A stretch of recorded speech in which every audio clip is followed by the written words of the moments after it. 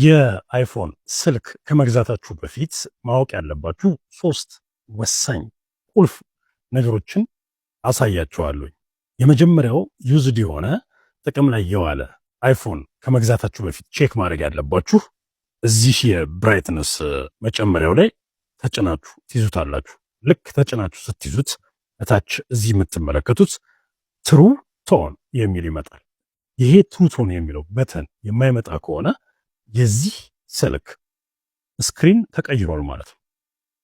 ስለዚህ እናንተ ዩዝድ የሆነ ስልክ ከመግዛታችሁ በፊት ከፍተኛ ወጪ ተጨማሪ ሊያስወጣኝ ይችላል ወይስ አይችልም የሚለውን ማወቅ ስላለባችሁ ይሄ አንደኛው ቁልፍ ጉዳይ ነው።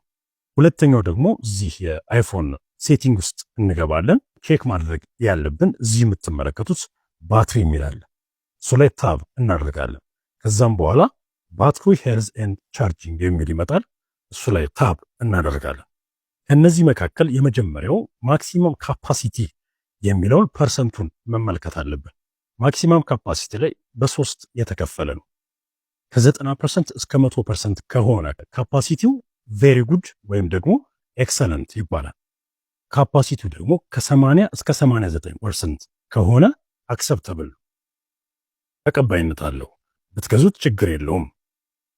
ከ80% በታች ከሆነ ግን የባትሪ ላይፉ ያለቀ ስለሆነ በቅርቡ ባትሪውን ማስቀየር ይጠበቅባችሁ። ይህም ደግሞ ለከፍተኛ ወጪ ይዳርጋችኋል ማለት ነው። በሶስተኛ ደረጃ ቼክ የምታደርጉት ደግሞ ስልካችሁ ኦሪጂናል መሆኑን ወይም ደግሞ ሪፈብሪሽድ መሆኑን ዩዝድ የሆነ አይፎን ከመግዛታችሁ በፊት ማለት ነው። እዚሁ የአይፎን ሴቲንግ ውስጥ ትገባላችሁ። ከዛም በኋላ እዚህ እንደምትመለከቱት ጀነራል የሚለው ላይ ታብ እናደርጋለን። ከዚያም በኋላ አባውት አሁን እዚህ ጋር ስንመለከት ሞዴል ነምበር የሚለው በኤም ወይም ደግሞ በፒ ፊደል የሚጀምር ከሆነ እርሱ ኦሪጂናል ነው ማለት ነው። ይህ ካልሆነ ደግሞ በኤን ወይም ደግሞ በኤፍ የሚጀምር ከሆነ ሪፈብሪሽድ ነው።